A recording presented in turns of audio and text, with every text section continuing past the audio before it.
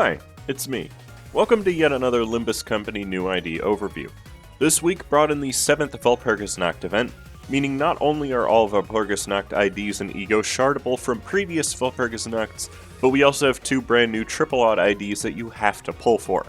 The first of those new IDs is Jeong Office Rep Ishmael, a new discard ID who specializes in sinking and tremor. The second is Night Awls Capitano Gregor, who specializes in bleed and tremor. I would say that both are very powerful and definitely worth pulling for if you want them. Hell, Gregor basically didn't have a tremor ID before this release since Rose Spanner wasn't great at that, but I would also say that it's their other effects that make them special. Oh, and I'm going to be mispronouncing pretty much everything in this video, so get ready for that. Now without further ado, let's jump right into their kits. Jeong's Office Rep Ishmael technically comes with 4 new status effects, though 3 of those are just the same effect but matching with her skills. The corresponding hand suit of her leftmost skill is given at the start of the following turn if she doesn't have it, with Pine Crane being skill 1, Suzuki Grass being skill 2, and Blue Sakura being skill 3. Technically it goes by the sin affinity of the skills because it also triggers from Ego, but we'll get there. You begin the fight with a random one.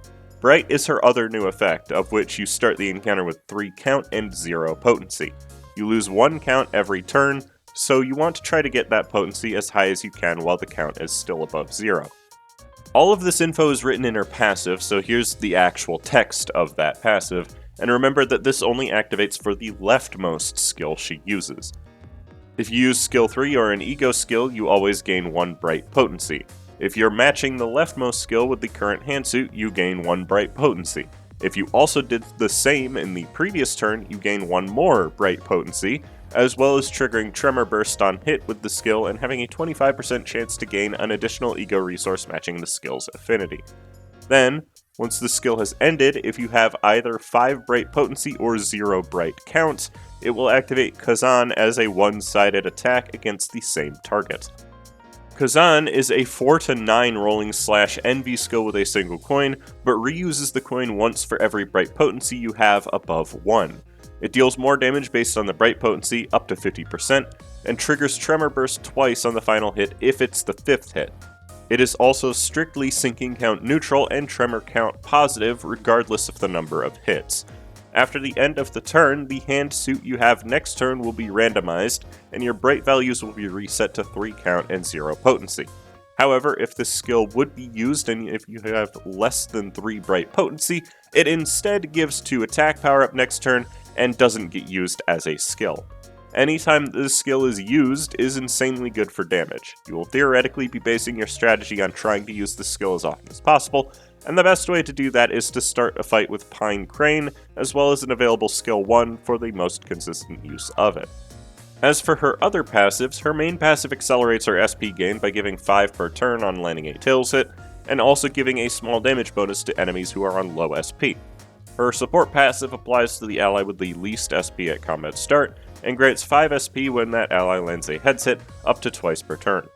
Anything that speeds up SP is really nice early on into a fight, though the support passive is maybe a bit difficult to trigger early on, so instead it's nice in longer fights where enemies are capable of lowering your SP with their attacks or statuses. Now talking about her actual skill list, Shuffle Hand's Floral Deck is a 5 to 13 rolling / Pride clashable counter with 2 coins that can become up to a 5 to 17 based on her bright potency. It has a 50% chance to give 1 bright potency at combat start in case you have no skills set up to match the hand type, as well as discarding 2 random skills in her skill slots, then also makes your hand suit a random type next turn if it's set in the leftmost skill slot. Timing the use of this skill properly can potentially make it easier to gain bright potency. You want to use it on turns where you both can't match the hand suit affinity with either your base skills or an Ego you have equipped, and then you can cycle your skills without having to potentially switch to a hand suit that doesn't fit for the next turn. That said, this is an issue that won't happen as often as you'd expect in this kit. Surugiri is a 4 to 12 rolling / wrath skill with 2 coins that can potentially become up to a 4 to 16 based on the target's tremor and sinking. You'll see that this ID has really middling sinking infliction across all of her skills, effectively never doing better than neutral when it comes to count since it's always inflicted on an early coin of the skill. Her tremor infliction is actually quite good, All of her skills are also incapable of discarding themselves. Skill 1 can't discard other Skill 1s, which is why it's really easy to maintain your hand suit using Skill 1 specifically. Obviously, higher ranked skills will be better on average, but the lower the rank, the more likely you'll be able to use a full power Kozan. It's an interesting balancing act that can make this idea a lot more engaging to use in combat, though I've found that you can get a pretty powerful Kozan trigger even if you're not paying much attention to it. Suzuki Misdirection is a 4-16 rolling sloth skill with 3 coins that can become up to a 4-22 based on the target's tremor and sinking. When it comes to building up SP early, this is her best skill as it both clashes well and heals SP on the final hit. Aside from that, this is actually her least interesting skill overall, since it falls in the middle in terms of consistency for her mechanics and only inflicts potency for her primary statuses, and I find it to be her least useful skill as a result. Sakura Sen is a 5-17 rolling gloom skill with 3 coins that can become up to a 5-26 based on the target's tremor and sinking. It deals more damage for every bright potency she has, and inflicts the most sinking and tremor by far, but of course is the least consistent for building up her bright potency, so you'll need to supplement it by using a lot of Gloom Ego if you intend to build it with this skill. It also converts the target's tremor into Decay if their tremor doesn't already have an amplitude. Decay is great for increasing your damage since all it does is lower enemy defense level, so while you probably will want to replace it when you get a good turn to burst tremor a lot, it will help your damage quite a bit in the meantime. If they already had an amplitude, it will deal an additional 48% damage instead, which is surely such a specific number because it's a reference to Hanafuda. I don't know, I'm not a Synchro Warrior archetype. She perfectly feels her own Snag Harpoon, 100-footed Death Maggot, and Tidal Elegy, all of which are ego that supplement either one or both of her primary status effects. 100-footed Death Maggot is easy to spam, Snag Harpoon triggers Tremor Burst and has a great passive, and Tidal Elegy is just insanely good overall for both damage and status synergy. That said, it might be best on this ID to take some suboptimal choices or ego you can't perfectly feel with her, so you can better synergize to gain bright potency by matching the ego with her hand suit. In the He slot, you could equip either Christmas Nightmare or Ardor Blossom Star instead of Tidal Elegy in order to have easy access to a Wrath or Sloth skill. Of these two, Christmas Nightmare actually fits better since it still does both statuses and triggers Tremor Burst more often, plus she doesn't have any other Sloth ego as of this recording. Her Teth slot can instead equip Capote to also have the option to equip a Wrath skill. Lust is not necessarily a most common skill to help fuel it in your team, but having the option on the rare chance you don't have a skill one can be helpful, if pretty niche. This ID is going to fight for a slot in both Tremor and Sinking teams, since Zwei Ishmael is better at Tremor infliction overall, and Muller Ishmael inflicts way more Sinking.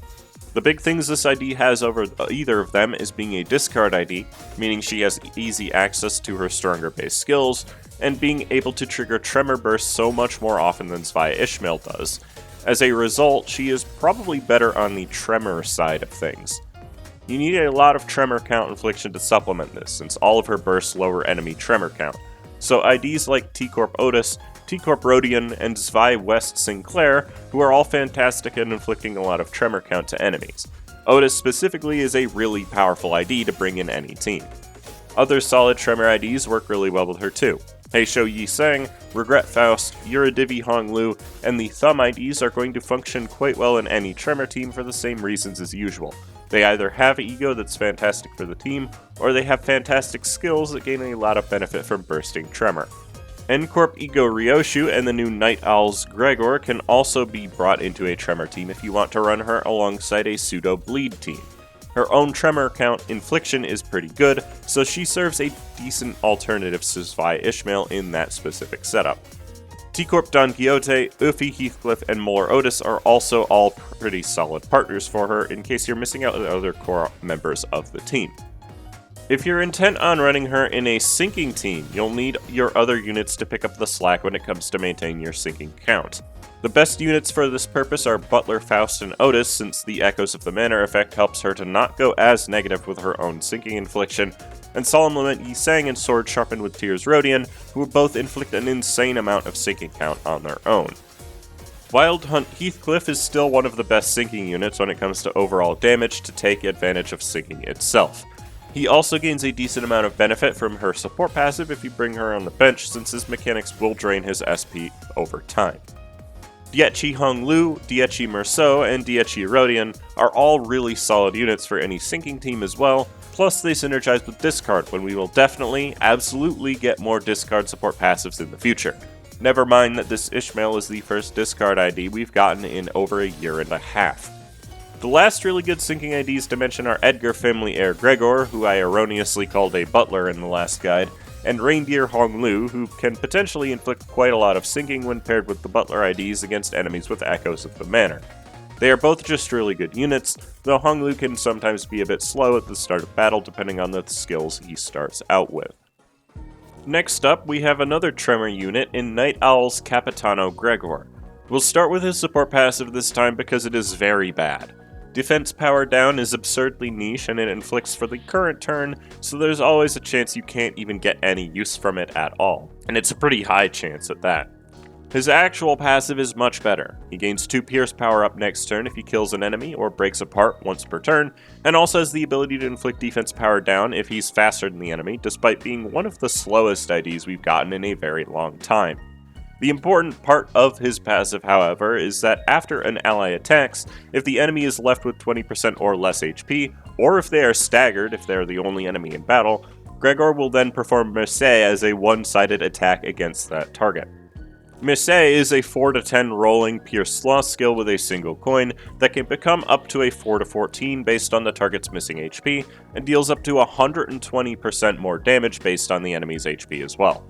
It can only be used up to 2 times per turn, and gains 1 haste next turn on the first use every turn, which helps to supplement his terrible speed, and inflicts a small amount of bleed and tremor, and open wound, which we will get to.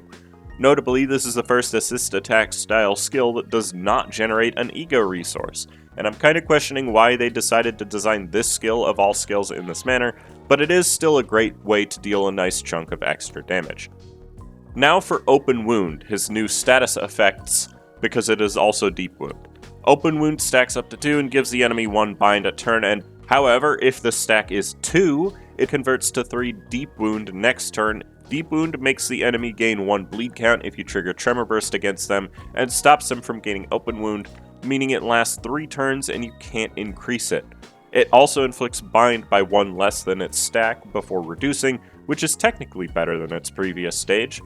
Deep Wound is pretty solid overall, and any way to inflict bind to enemies is going to be very helpful in focused encounters. And supplementing the Tremor archetype with more bleed infliction helps to make Tremor Hemorrhage better, even if it is only 2 count per turn. Dire Straits were a British rock band formed in London in 1977 by Mark Knopfler. Oh, hold on, I was reading from Wikipedia for that one. Dire Straits is a 3-13 rolling Lust clashable guard with a single unbreakable coin. It gains 1 haste on use once per turn, as well as inflicting a small amount of tremor on winning a clash. The important effect here is that it makes it so that he can use Merceau 1 additional time per turn, but only if it is activated from his passive and not his own base skills. Now keep in mind that this does mean he has to defend to get this effect, which is somewhat iffy, but it is at least interesting, if a little impractical, to use for that purpose. Gap Attack is a 3-11 rolling Pierce Sloth skill with 2 coins that can become up to a 3-15 based on the target's bleed and tremor. It also gains him up to 1 haste per turn, and is his last skill that does so. It inflicts a small amount of tremor and bleed, and you'll probably notice that the last hit of every skill he has will inflict exactly 1 open wound. Stiletto Doppio is a 4-16 rolling Pierce Lust skill with 3 coins that can become up to a 4-22 based on the target's bleed and tremor. This is the point where you'll probably realize that his own tremor and bleed infliction is not the greatest, and that's because he's designed around using Merceau repeatedly and inflicting open wound. Even on this skill itself, he's capable of using Merceau if the target is low on HP, or if they have Fatal Wound, a status I definitely didn't skip over because it doesn't come up until later in his kit. The majority of his Tremor Bursts occur on Clash Wind, which is also a little awkward, but not ultimately too bad for his kit, since his clashing ability is pretty solid overall. This skill is not super impressive, but it is reliable for what this ID is attempting to do. Execution is a 4-16 rolling Pierce Pride skill with 4 coins that can become up to a 4-24 based on the target's bleed and tremor. It functions pretty much identically to Skill 2, except for the final coin, which triggers Tremor Burst, as well as converting the target's tremor amplitude into hemorrhage, which makes sense since, he is bleed and tremor. The true use case of this skill is actually when it gets used against an enemy who has Deep Wound, at which point he will instead use the Knight's Awl. The Knight's Awl is a 4-16 Rolling Pierce Pride skill with 4 unbreakable coins that can become up to a 4-28 based on the target's bleed and tremor. It can deal up to 190% extra damage based on his own haste, the target's bind if the target has shield, and based on how much HP the target is missing. It inflicts 5 defense level down on use, which equates to another roughly 14% more damage, and the burst on Clash Wind that it does won't reduce the enemy's tremor count. It inflicts a lot more bleed and tremor, and the final hit triggers an additional tremor burst if the target has bind. If all of this was it would already be a fantastic skill, but the last hit also converts the target's deep wound into 3 fatal wound next turn. Fatal wound is the final stage of open wound, and this is the only way to get it onto an enemy. It inflicts 1 more bind per turn than deep wound, and triples the amount of bleed count inflicted to the opponent when bursting tremor while the enemy has the effect. It is basically exclusively to help Tremor Hemorrhage to be a lot better, and it allows for any Tremor unit to also be good at inflicting bleed. You're only really going to consistently inflict it against bosses, but once you do inflict it, it will be a very big bonus to how much less damage you can inflict using Hemorrhage against enemies who may be weak to it. This ID doesn't perfectly fuel any ego that Gregor has access to, but what it does do is finally give Gregor access to a good enough Tremor ID to take advantage of Christmas Nightmare. It isn't a perfect fit, but the ego is good enough to bring as both a solid attack and as a sloth skill you can use whenever you want for resonance or to burst Tremor. Plus, the passive is actually really strong on this ego. He also synergizes with Unbrilliant Glory, which he feels decently well and is pretty great for Tremor teams, though his frailty combined with the aggro that Men in Scabbard gives is going to be at odds with each other a bit. Ironically, Legerdemain is his most synergistic ego, as it does actually do both bleed and tremor. He's not great at feeling it himself. Maggots is 1 free bleed count every turn, and all you need to do is use the corrosion a single time, which is rather cheap. The Awakening also does a tremor burst that doesn't lower tremor count, which is decently helpful in almost every Tremor team. This ID is very clearly designed to help make Tremor Hemorrhage work, so to start off I'll give you some IDs that work well to build around that. To start off, N-Corp Ego Ryoshu is the other ID capable of inflicting Tremor Hemorrhage, and is probably the better of the two at doing it. She provides the amplitude, while Gregor helps to keep it supplied using Deep Wound and Fatal Wound. The ring IDs for Yisang and Otis are the other 2 good IDs who are capable of inflicting both bleed and tremor, and they are both really good at inflicting bleed, which will be harder to maintain than tremor is anyways. They also both deal a lot of damage, and Yisang actually has really good Sin Affinities for tremor. Their skill 2s will reroll a lot, since you're going to be running a team that inflicts a variety of different negative effects to enemies, so they should also be very consistent in the team. Jeong's office rep Ishmael is really good at capitalizing on Hemorrhage since she triggers Tremor Burst a lot if you're maintaining her hand suit using her skill 2. She has a lot of ego that bursts Tremor, and is just generally a really great ID to pair with this new Gregor and any Tremor team. If you'd rather have more bleed support, since this team inflicts a lot of different debuffs, you can also include the Kurakuma, Ishmael, and Heathcliff package to try and guarantee that you can maintain your bleed. They inflict quite a lot of bleed and can help with maintaining Hemorrhage, though having only 3 true Tremor units may make the team itself a little bit less consistent.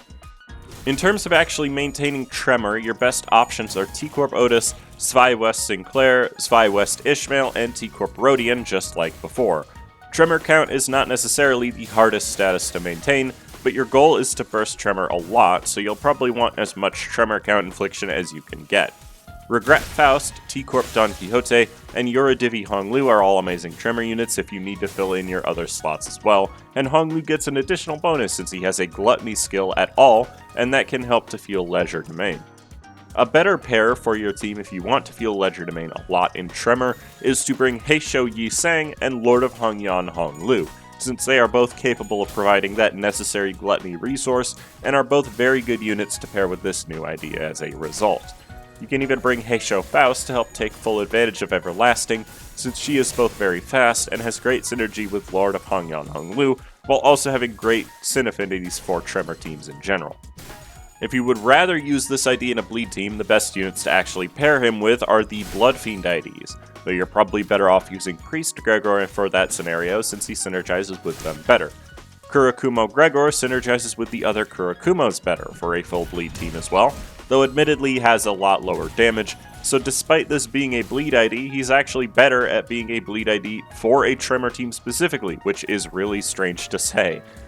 Another thing to consider is that this ID has very powerful Pierce skills, so building a full Pierce team with him is not out of the question. A lot of the IDs already mentioned have a variety of Pierce skills themselves, but the ones not yet mentioned are those really strong in Poise IDs. Specifically, Full Stop Office Heathcliff and Hong Lu inflict a ton of Pierce fragility that Gregor can take advantage of. Pequod Ishmael has very powerful Pierce skills that can enable the team to use even more assist attacks, and Sunk Sinclair is just a really good fast ID who inflicts fragile that can help Gregor deal a lot more damage. While a physical damage team is a little bit unorthodox, he does fit into it a lot better than you'd typically expect. And that's about all I have to say about these new IDs. Both of these are, if nothing else, very interestingly designed and are quite satisfying to use. They have a lot going for them beyond some perhaps odd design decisions on Gregor, but both function exceptionally well when slotted properly into a well-built team.